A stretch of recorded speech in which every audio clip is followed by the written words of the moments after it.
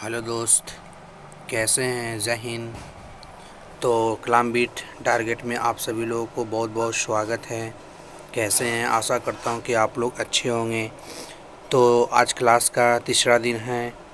मैंने 20 तक कंप्लीट करवा चुके थे। आज जो है टॉप मोस्ट क्वेश्चन 21 से 30 तक लाए हैं। तो प्लीज़ वीडियो को, जो भी बच्चे न्यू हैं तो प्लीज़ वीडियो को लाइक करें, शेयर करें और ज़्यादा से ज़्यादा वीडियो को सब्सक्राइब करें। तो चलिए क्लास को स्टार्ट करते हैं।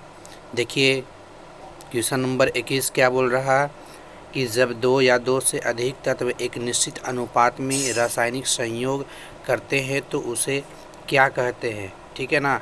तो याद रखिएगा, जब दो या दो से अधिक तत्व एक निश्चित अनुपात में रासायनिक संयोग करते हैं तो उससे उससे जो हम लोग कहते हैं उसे क्या कहते हैं। पहला ऑप्शन है यौगिक, दूसरा है तत्व, तीसरा है धातु और डी नंबर ऑप्शन है अधातु। तो याद रखना, उसे हम लोग कहते हैं जब दो या दो से अधिक तत्व एक निश्चित अनुपात में रासायनिक संयोग करते हैं तो उसे हम लोग कहते हैं यौगिक। क्या बोलते हैं? यौगिक कहते हैं। जैसे कुछ कंपाउंड का नाम देते हैं, जैसे आपको पता है H2O का नाम आपको पता है। H2O एक प्रकार का कंपाउंड है बाबू। उसके बाद है HCl है, हाइड्रोक्लोरिक अम्ल, ये भी एक प्रकार का क्या है, कंपाउंड यानी यौगिक है।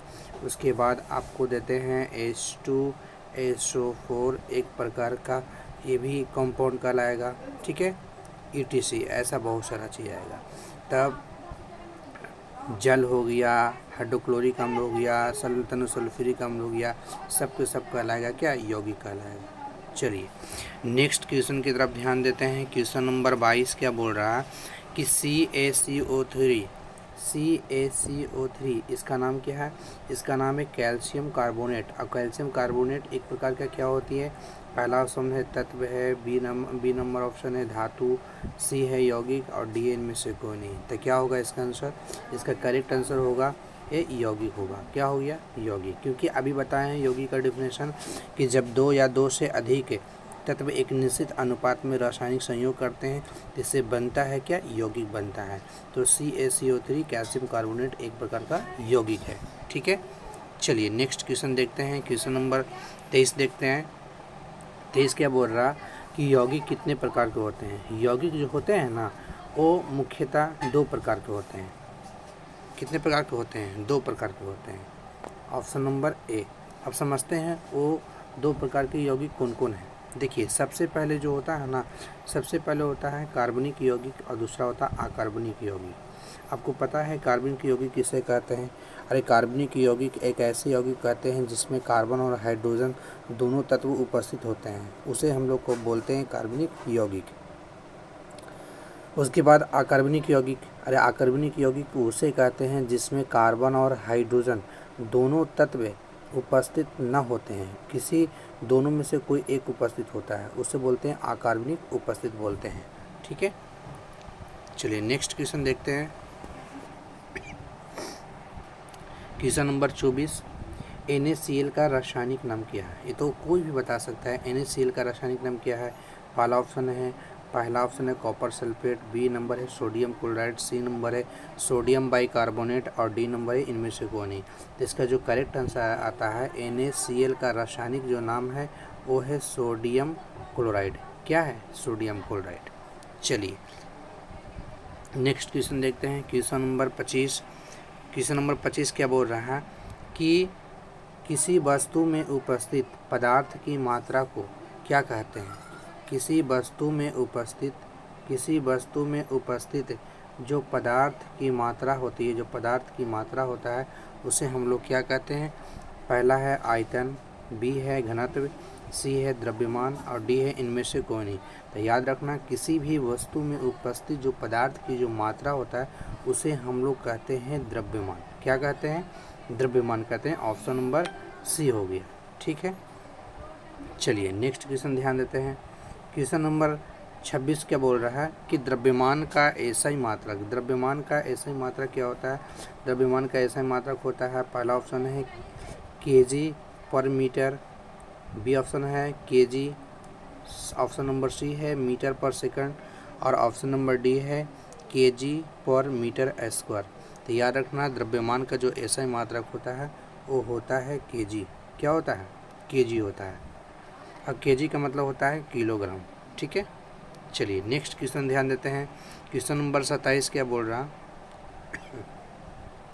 कि भार बराबर क्या होता है। पहला ऑप्शन है भार बराबर क्या होता है, पहला है द्रव्यमान गुने गुरुत्वीय त्वरण, बी है चाल गुने समय, सी है द्रव्यमान बटा आयतन, और डी है इनमें से कोई नहीं। तो इसका जो करेक्ट आंसर होगा, भार बराबर होता है द्रव्यमान गुने गुरुत्वीय त्वरण होता है। ठीक है, चलिए नेक्स्ट क्वेश्चन ध्यान देते हैं। क्वेश्चन नंबर है 28 से। 28 क्या बोल रहा कि भार का एसआई मात्रक क्या होता है। ठीक है, भार का भी फार्मूला बताएं आपको कि क्या होता है। भार का फार्मूला जो होता है ना, वो द्रव्यमान गुने गुरुत्वीय त्वरण होता है। ठीक है, और भार का एसआई मात्रक जो होता है वो होता है न्यूटन या KG meter per second square होता है। इसमें पहला ऑप्शन दिया है न्यूटन या KG meter per second square, B number option है KG meter per second, C number है केजी पर मीटर, डी इनमें से कोई नहीं। तो इसका जो करेक्ट आंसर हो जाएगा ऑप्शन नंबर फर्स्ट हो जाएगा, यानी न्यूटन या KG meter per second square होता है। ठीक है, चलिए नेक्स्ट क्वेश्चन ध्यान देते हैं। क्वेश्चन नंबर 19 क्या बोल रहा है, क्वेश्चन नंबर 29 क्या बोल रहा है, गुरुत्वीय त्वरण का मान निम्न में से क्या होगा। तो याद रखिए गुरुत्वीय त्वरण का जो मान होता है ये होता है 9.8 होता है। क्लियर, चलिए उसके बाद ध्यान देते हैं क्वेश्चन नंबर 30, लास्ट आज का क्वेश्चन क्या है, घनत्व का एसआई मात्रक क्या होता है। देखिए घनत्व जो होता है ना, आपको बताते हैं सबसे पहले कि घनत्व कहते हैं किसे, किसी वस्तु के एकांक आयतन में उपस्थित द्रव्यमानों को उस वस्तु का घनत्व कहते हैं। और घनत्व का मतलब होता है द्रव्यमान बटा आयतन होता है। और घनत्व का जो एसआई मात्रक होता है वो एसआई मात्रक होता है ग्राम पर लीटर। क्या होता है, ग्राम पर लीटर होता है। देखिए इसमें पहला ऑप्शन है ग्राम पर मीटर, बी है ग्राम पर लीटर, सी है ग्राम पर सेकंड, और डी इनमें से कोई नहीं। तो इसका करेक्ट जो आंसर होगा, अभी मैंने बताया कि घनत्व का ऐसा मात्रक होता है gram per litre. Option number B is the correct answer. तो चलिए वीडियो कैसा लगा, अगर वीडियो अच्छा लगा तो प्लीज़ वीडियो को लाइक करें, शेयर करें और ज़्यादा से ज़्यादा सब्सक्राइब करें। तो याद रखिएगा डेली इसी तरीक़ा से आपको 10 मोस्ट क्वेश्चन आप सभी लोगों को यूट्यूब पे फ्री ऑफ कॉस्ट मिलेगा। बिल्कुल देखना, बिल्कुल ना भूलें वीडियो को। ठीक है, चलिए शुक्रिया, धन्यवाद।